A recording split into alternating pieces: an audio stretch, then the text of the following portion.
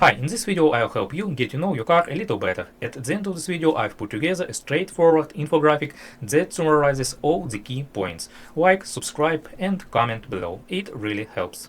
All right, so that dreaded check engine light is on. You plug in a scanner and it spits out a code, P0308. Okay, what does that actually mean? And, how worried should you really be? Well, that's what we're here for. We're going to decode that message, figure out what's causing it, and give you a solid plan to get it sorted. Yeah, you're probably feeling it, right? The engine's running a little rough, maybe it's shaking when you're stopped at a light, and of course that little engine icon is staring back at you from the dash. That code P0308, that's our first big clue. So let's dive in and start this investigation. So what exactly is this code? Well, think of it like a text message straight from your car's brain. And it's not some vague general warning. Nope, this one is super specific. It's pointing its finger at a particular problem in one exact spot. And here's the message, loud and clear. Your car's main computer, the Powertrain Control Module, or PCM for short, has noticed that cylinder number 8 it's not doing its job. It's not firing the way it's supposed to. It's a really simple statement, but man, it's powerful. It tells us exactly where we need to start looking. But wait, what even is a misfire? You hear that term all the time. Basically, it's when that little, perfectly timed explosion that's supposed to push the piston down just doesn't happen. The fuel and air are all mixed up and ready to go, but poof, no spark, no bang. Your car's computer is so incredibly sensitive that it can actually feel that tiny little hiccup, that momentary slowdown in the engine's crankshaft. Okay, this is pretty crucial. You can't fix a problem if you have no idea where to look, right? So where is cylinder 8? Well, on most V8s, it's going to be the last one in the line, on the driver's side of the engine. Just knowing that little piece of info is your first big step to actually getting your hands dirty and figuring this out. All right, so that code on your scanner isn't just some abstract number. It translates into real-world stuff you can feel, see, and maybe even smell. Let's talk about what you're probably experiencing with your car right now. Any of this sound familiar? Your car is kind of shuddering at a red light. When you step on the gas, does it hesitate for a second?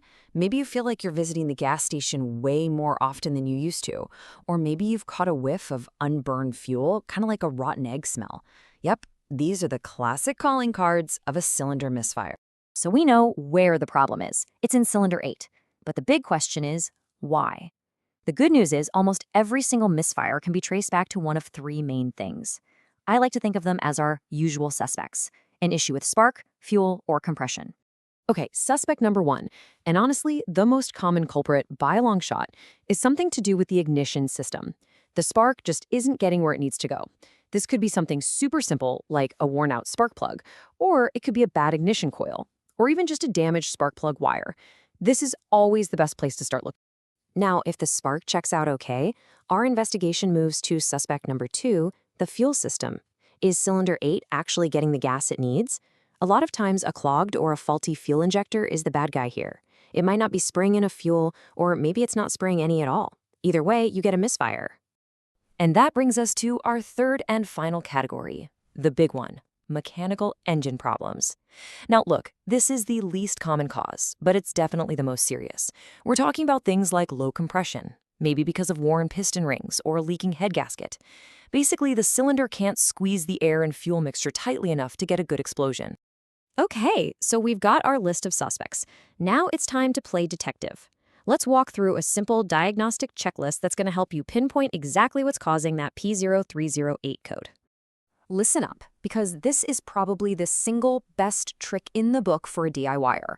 It's called the swap test. Seriously, before you go out and spend a single penny on new parts, this super simple test can tell you for sure if you found the problem.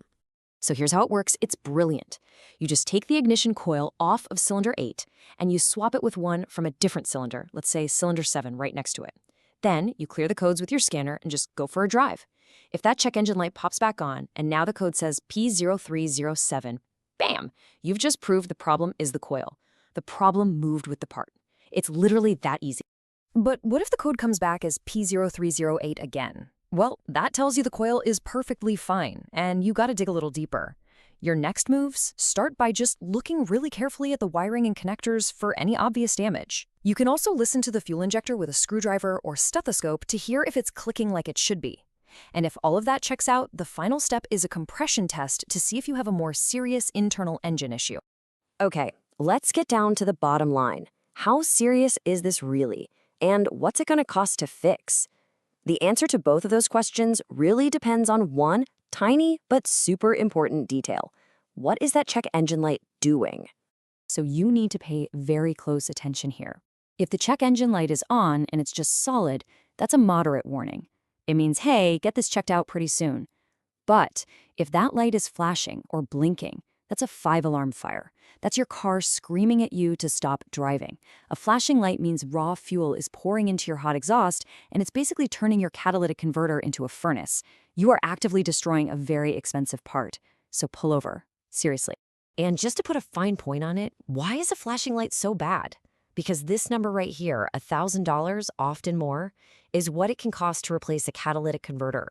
Ignoring that flashing light, even for just a few miles, can turn a simple fix into a massive 4-figure repair bill, and it's totally avoidable.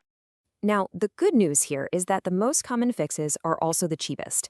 A spark plug, an ignition coil, those are pretty minor repairs, all things considered. But, if it turns out to be a fuel injector, or heaven forbid, something mechanical like a head gasket, yeah, the cost can go up really fast. And that's exactly why catching and diagnosing it early is so incredibly important. So just remember that P0308 code isn't the final verdict. It's just the first clue in a mystery. It points you in the right direction, it gives you the power to follow the evidence and figure it out yourself. You know the suspects, you know the tests to run, so the only real question left is, where are you going to start your investigation?